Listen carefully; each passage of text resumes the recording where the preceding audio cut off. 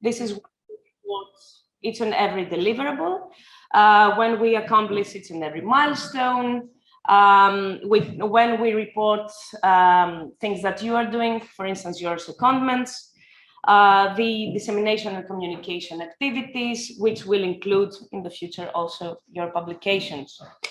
And there is a third pillar, which is very important too, which is the periodic reporting, and it's also important because it unlocks also the funding, which we are going to say in detail next, has the technical part and the financial part. So, of course, the project management office cannot do this whole thing alone. There is a whole structure of the governance of the project.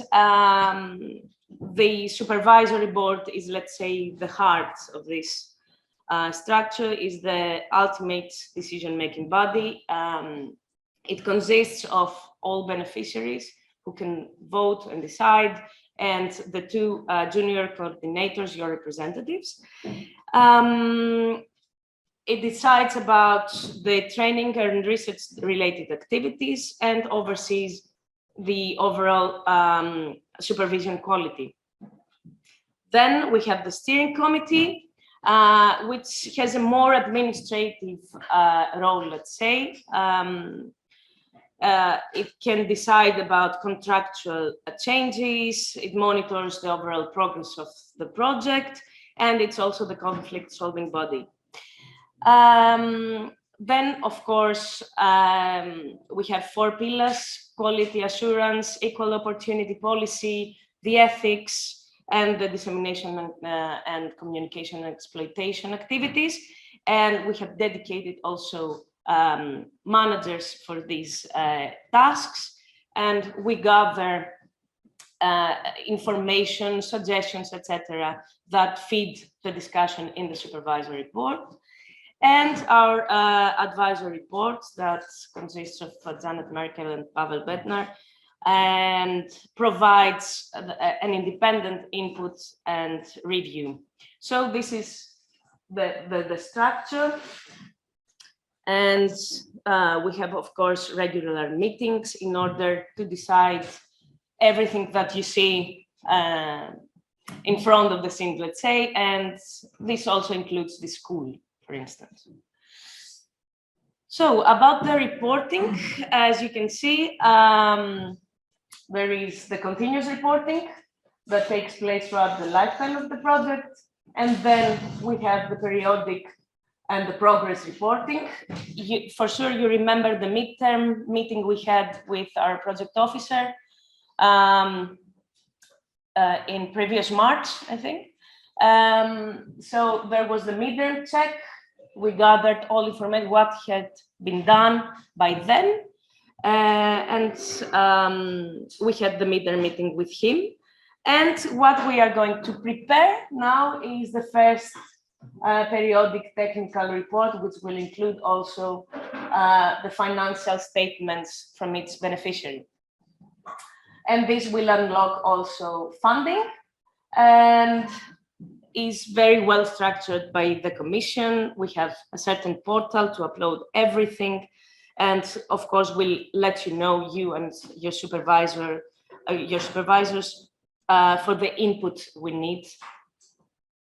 So it's the continuous reporting.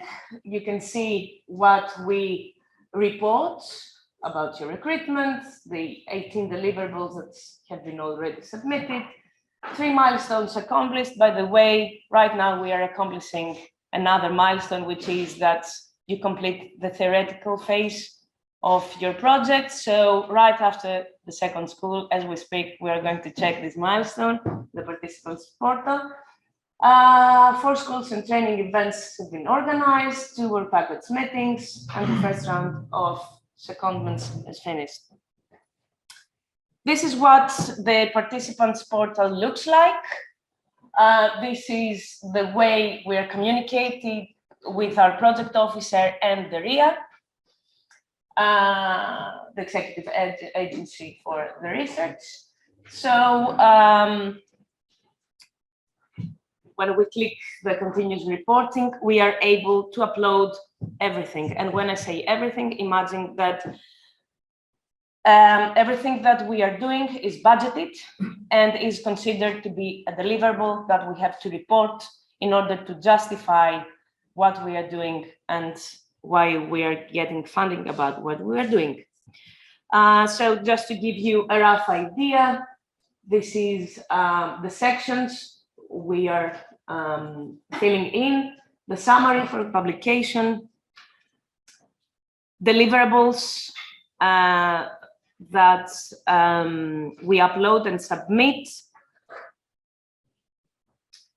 the milestones I've been telling you about, your publications when we have the first publication, we're going to upload it here, all dissemination tasks, it's in everything, and the communication tasks, open data center,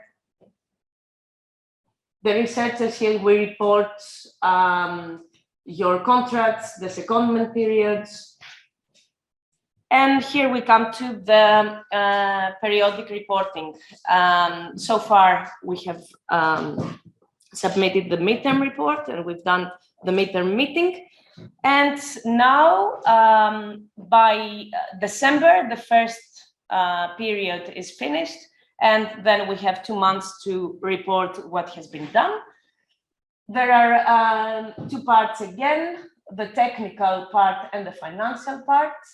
For the technical part, when we upload everything on the system, then a report is being generated, but there is also a narrative part where we explain the impact, what has been done, the objectives, and everything that cannot be generated by an IT system. And then we have also the financial reporting. Everything is very well structured. There are forms already there for us in order to be filled in. This is something else from the audit. So every beneficiary keeps in files all documentation that justifies the expenses. And for this periodic report, we just upload certain individual financial statements. So this is what it will look like. We cannot see it at the moment because the project officer will unlock it when time comes. And then we freeze in a way time and we say, okay, what has been done by now. So here are the steps to give you a rough idea. We'll get a notification, and all beneficiaries will receive a notification at the end of the reporting period. We log into the funding tender opportunities portal, and all beneficiaries must contribute to the periodic reports because we cannot access their accounts. All beneficiaries contribute to the technical part of the periodic reports, check and each sign their own financial statements and submit it to the coordinator. The coordinator approves and submits the elements of the periodic report. And then the research executive agency reviews the submitted reports, accepts or rejects them, or asks, of course, for revisions and changes. And then it is when the funding unlocks. Now we are expecting a 10% of the whole budget. Again, this is about the individual financial statement. And that's about the reporting. Again, one basic task that the project management office does has to do with the communication and dissemination or the monitoring of these tasks, because we have ECA Gen and Anais and Vasilis Charalapidis who lead this work package, but also on behalf of the project management office, Antigoni Papageorgiou is also responsible for to monitor these activities. And for Marie Curie ITN, communication dissemination, for sure you have already noticed, it is very, very important to be extrovert and communicate and disseminate results and events and whatever you do. These are some of the objectives: to create awareness, for instance, regarding the co-working spaces beyond urban agglomerations, to communicate the EU-funded research project whose partners and beneficiaries have diverse backgrounds and profiles, to create visibility of the project in the general public, to make the research topics understood by non-specialists, to support ESRs to conduct communication activities as part of their personal career development plan. So it's also part of your skills building, let's say, to communicate what you do. So we, just before coming here, we submitted the first dissemination and communication activities report. So we have summed up, let's say, what has already been done. You can see the number of the communication activities, which include posts and what we do in the website and social media and everything. And the dissemination activities, the websites, unique visits, you can have an idea of how many people follow what you are doing in the social media and the websites, the newsletters, the workshops already organized, and the field trip. So I'm going to send this presentation also because of this slide. Everyone needs to keep that as in his or her to-do list to update and inform these living documents that have to do with all communication and dissemination activities that you take part or organize and everything, because we need to have it, and not last minute. I have to say it is better that you update every time that you finish something. And last but not least, one of our tasks again, Martha Michailidou is the ethics manager, and the PMO also is responsible to monitor the ethics policy of the project, which has to do with the respect for the participants and the proper data management. So already we have submitted 2 ethics deliverables that need to be updated with your ethics approvals. And we have also 14, hopefully, applications for ethical approvals to the relevant ethics committees. Once again, what we need, and please, by the end of next week, is to have all applications to begin with, and because we need them in order to update the data management plan, because these applications operate as your personal data management plans, actually, because you explain there how you're going to deal with your participants, with the data that you're going to collect. And of course, we need also the approvals, and you can have also an idea what these applications should include. So by the end of the week, please, I'm expecting at least the applications, and by the end of the month, also the approvals, hopefully. So this is it. If you have any questions. Thank you.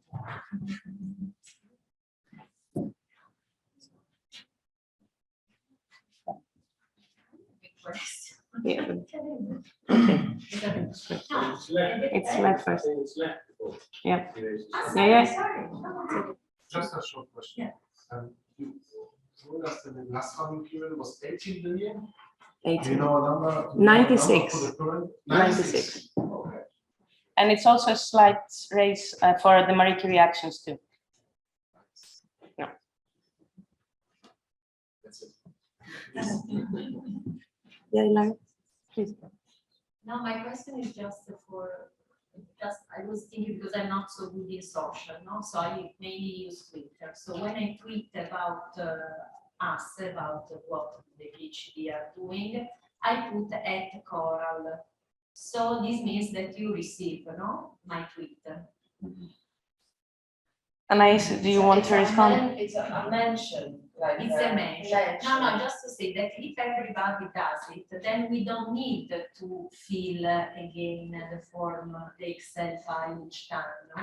Because once once in a while you ask, can you please tell us the tweet, you know, the messages that you have done? And I'm not so, I mean, I'm a boomer, so I'm not so good. So I have to find the things, and it's difficult for me, but it's no problem. But if I put the mention to Coral, then you can, in a way, register or not. Well, I could try and follow it, but I think it would be more concentrated and organized if it was sent by each one of you. By each one. But how can I do? So I have to go in Twitter and see with the messages that I sent, and then I can The see posts, not the messages, the posts. See the posts. The tweets. The post, okay. No, because I was thinking that perhaps it was easier if we mention, and then you can collect all the mentions, and you have the messages of everybody. No? So you put from your profile and you put the word Coral. Okay. You would have a list of your tweets. Okay. But if I mention Coral, they also have. Yeah, they also have. So we do. You can agree between yourself. No, because we do two works at the same time. So I was just thinking about a more efficient That's way. a different, you're right. I was just thinking about, in general, No, I think in general, it's true that if we use the hashtag or the tag, then we can collect all the posts in one place, and there can be one or that's, two. but I'm ignorant, so I asked. That's, yeah. I think hashtag is better. Hashtag is better than mention. So we can all, Why are we using the hashtag? But anyway, alternatively, I think it's like. We can discuss it, yeah, so now we can chat, maybe not now, but we can discuss it, of course. But do not just creates more work for one person rather than small bit of work for many people.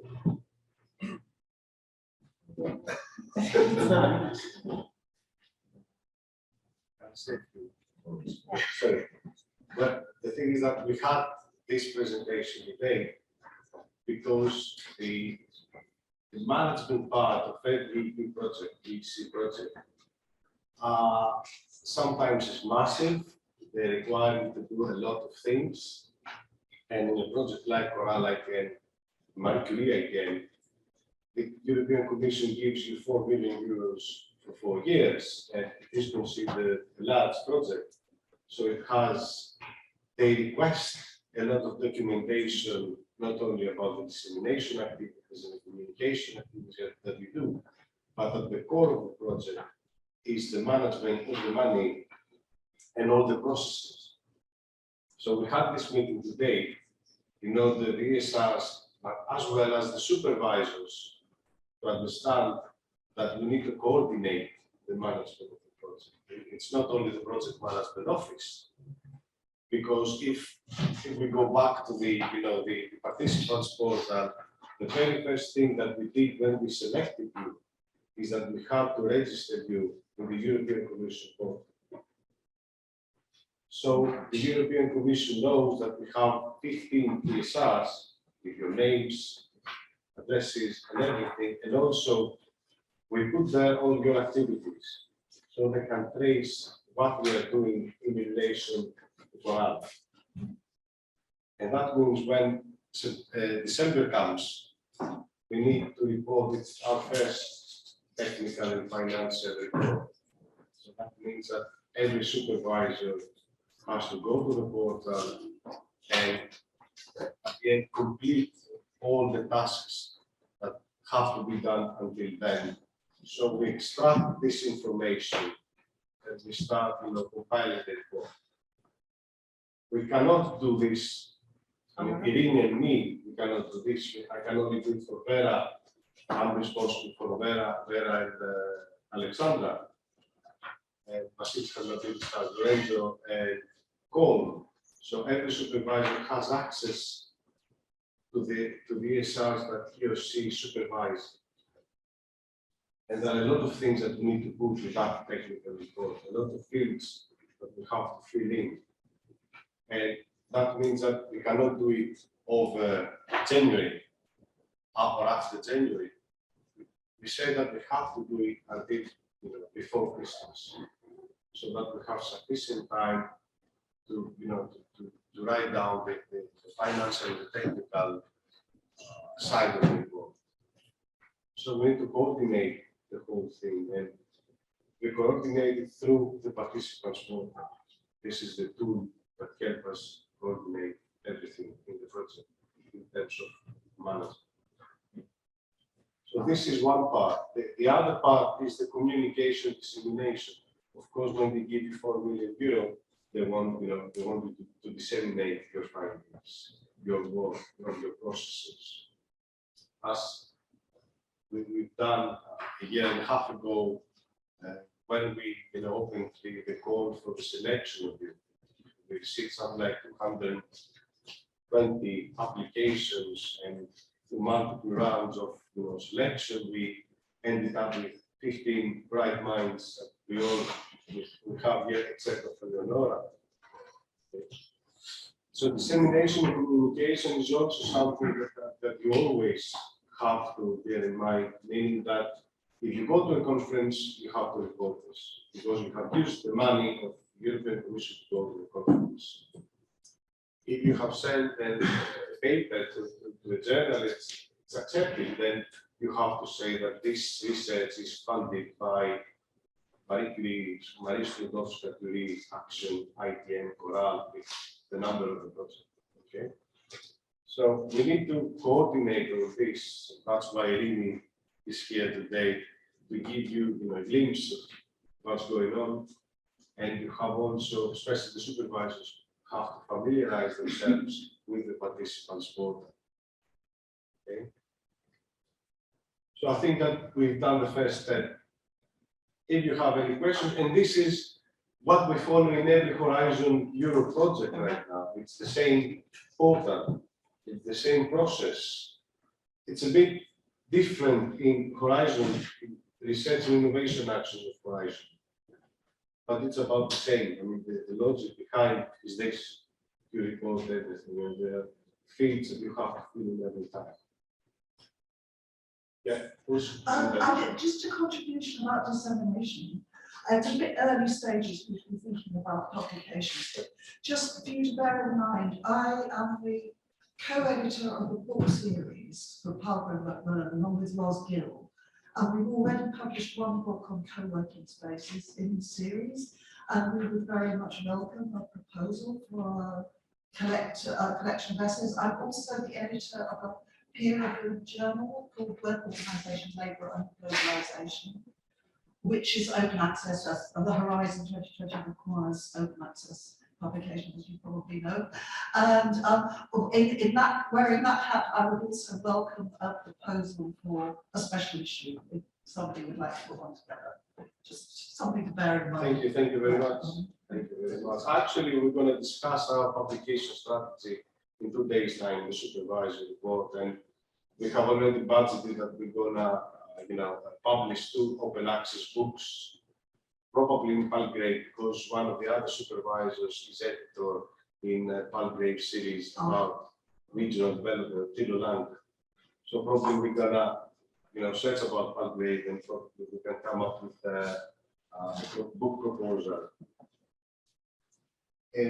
My question is, what is the most comprehensive guidelines for H2020 in ITN? So a reference book. I always look at the guide for applicants, but it's quite not very detailed, and it leaves a lot of questions of, and everyone's very wary of taking a decision that interpret something and then like, oh no, that was not right. So I would suggest, together with the Horizon 2020 guidelines, the official ones, there are also slides from webinars organized by project officers, and there is everything there uploaded in the website of the Commission. I can send you links. Yeah, and because the Commission documents are quite difficult to find in their. Yeah, but then they do these webinars, which is very detailed and have topics, and you have everything there for ethics, everything there for dissemination, everything there for management. If you could send an email with Yep. like a list of the documents that we can take as reference, I would really. Okay. Well, actually, we can have something in the Google Drive for us, so everybody can see. So are you talking about guidelines how to manage this project, or guidelines how to write a good application? No, how to manage this program and supervisor being like, is this financially eligible? What do I do? Okay, and otherwise we're gonna send you.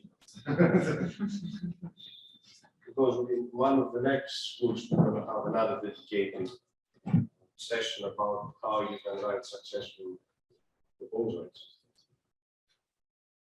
We've got a couple of years.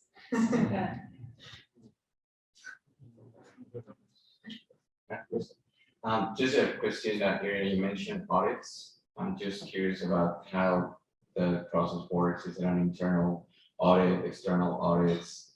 How does it impact, the milestones for the project? And I don't know if something's not working out, are there corrective actions, or if you can talk a little bit more about that. I'm just curious. We're going to have an audit at the end of the project, but what I was saying is that it is there is a difference between the financial reporting and the audit. So not right at the moment, we do not have to send all the documentation in order to justify the expenses, but each and every beneficiary has to keep that in file for the audit.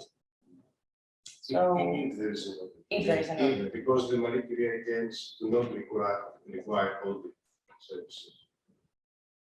Horizon Europe, if you have a budget more than 430,000 euro, then you have to have an audit service at the end of the project. But in Pantheon, it's not mandatory, but we do it for every project. So we pay an auditor to come and check that everything is okay before we close down the project. Two questions in regard to publication. So the first one would be, should we document something or report something only after publication has already been done? And the second one would be, what about the case when you have to pay for a publication? Do we have to do something then, like in advance, or like or something else? To pay? Sometimes there are fees for. Yeah, but I mean, do we have to report something to you as well, or just to do it through our institution, or just for? I think the first thing that you have to do is talk with your supervisor. Okay. Because everything is already budgeted. So we thought that we have dedicated at least one open access application with the costs. So that means that you have something like 1,000 euros for an open access publication, which I find ridiculous. But they do it. And there is also another thing that hopefully we have to talk about somehow in the next few schools is about the few publishing houses that that they do it open access, and when you see the acceptance rate of the journal is 95%, which is almost everything. If you pay, it's in. That is called predatory publishing, and from my perspective, it's not the right thing, especially when you're a young scholar. Okay, so there are so many journals out there, good journals, Q1, Q2 journals that you can go instead of just paying to get published. And the publication, yes, we report publication already. And there is also the European Commission has established a publishing company that every project, every Horizon and every project can publish there without any money, and it's open access. But they do have a peer review process. I can send you the link to this. I can't remember the title of the whole thing. but it has been, I think they started it 2 years ago. In all fields. In all fields, yeah. So they've got, massive peer review groups. Sorry, but are these like working papers or No, are no. considered publications? Publication, yes. Yeah, but then what's the value? I mean, And they do have, some of them have a high impact factor. really? Yeah. Yeah, but then it depends by each country, if they are recognized. My sector are not recognized. So I think I'm talking about them, if they think that they want, for instance, I don't know, to go on with the academic. Yeah. In Italy, for instance, and they have in mind the sector, the discipline, it's better, or in Greece, it's better that they select journals that are good for themselves. Because then if you publish in a journal like that, in Italy, it doesn't count. Yeah. So this is what I also suggest to my PhD, Try to have in mind what you want to do, because once you have published your paper, it's gone, It's not that you can be published somewhere else.